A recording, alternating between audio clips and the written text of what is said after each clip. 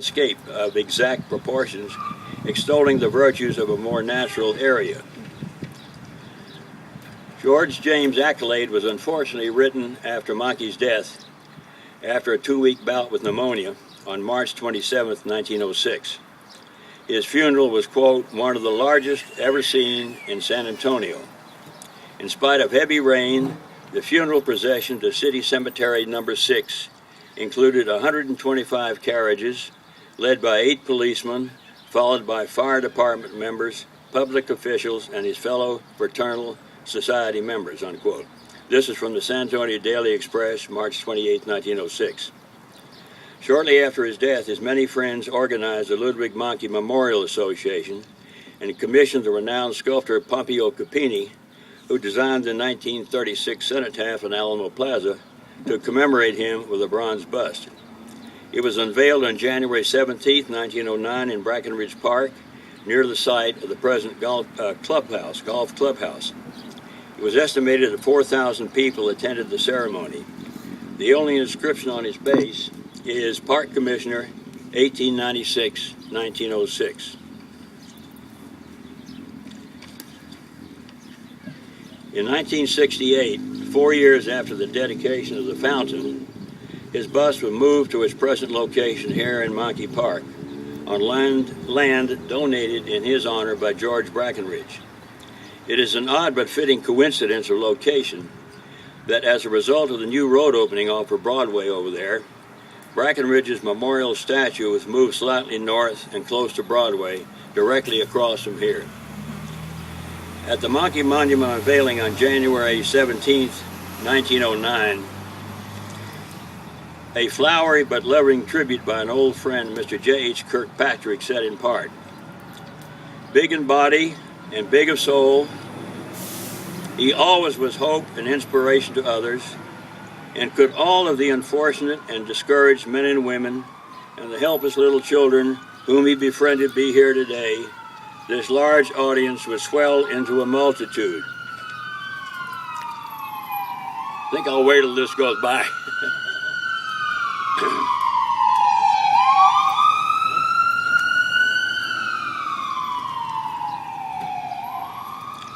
His was the buoyant, happy nature of a boy. A smile, a laugh, a joke, a warm, close grasp of the hand were the visible manifestations of a great heart within. He was the soil of loyalty. No man can truthfully say that Ludwig Mahncke ever broke faith with any man. This monument stands as a spontaneous expression of the people of San Antonio, of their great love and respect for the man and the work he accomplished. And as long as the seasons come and go, and the trees put forth their leaves, those who pass by will be reminded of the good man whose greatest pleasure was to see this park and other parts of San Antonio grow into things of beauty, refreshing the souls of the tired men and women who seek quiet and peace therein. Thank you.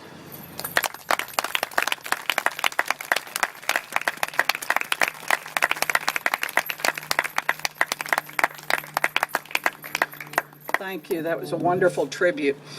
I thought of a couple of other people before I call on Joe Calvert. I know we have today, I believe it's the great-grandson of Gustav Schattenberg. He was the gentleman who provided the trees, the cypress trees. Here's Mr. James Muir. Mr. Muir reminded me that we talked a number of years ago and that Gustav Schattenberg dug the trees from the banks of the Guadalupe River and hauled them into town by wagon, and so that Mr. Mahncke could plant those along the river. Also, I failed to ask, do we have a representative of the Gunner Hotel here today? No, okay. They send their regards. We were in touch the other day, and weekends are busy at hotels, but they wanted us to know they were thinking of them also. All right, I'd like to call on Joe Calvert, Mr. Calvert's son, and Joe is going to recognize some members of the extended Mahncke family.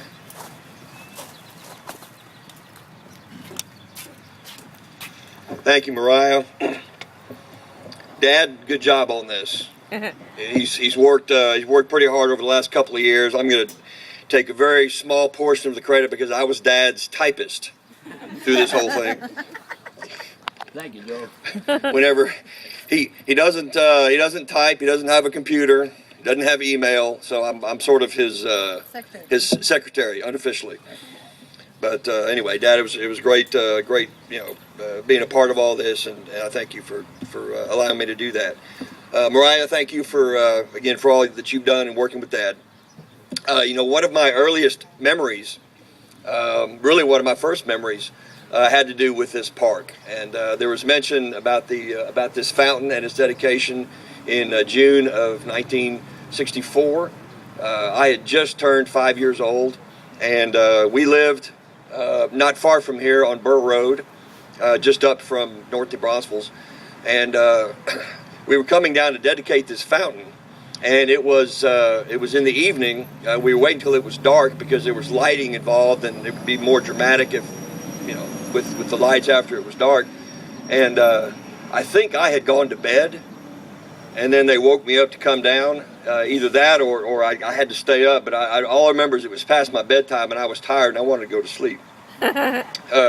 Anyway, we all came down here and gathered around. I wasn't really too aware, I think, of what was going on. And my oldest sister, Carolyn, at this box over here, at the right moment, she had the honor of turning on the fountain. And when she did it with her back to the fountain, and she turned it on, and she didn't see the fountain and the lights all come up. So she missed the big event. Even though she was here, she turned around, and when everyone started yelling, "Turn around and look!" So anyway, Dad asked me to get up and introduce the rest of the family. My brother Jamie, older brother Jamie, my older sister Elizabeth, my younger sister Elizabeth. All part of the great-great-grandchildren. Lucy. Oh, Lucy, excuse me. Lucy, Elizabeth. And my cousin Leland Stone, who is also a great-great-grandson of Ludwig.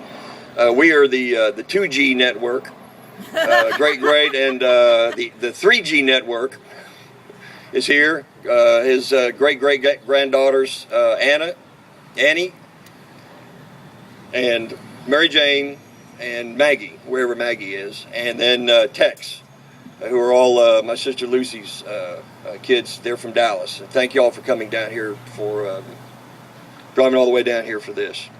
So anyway, Dad, thank you again for all of your hard work on this. This is great. Every time I drive by, which is quite often, I'll look over and remember everything that you've done and the accomplishments of our family history. Thank you very much.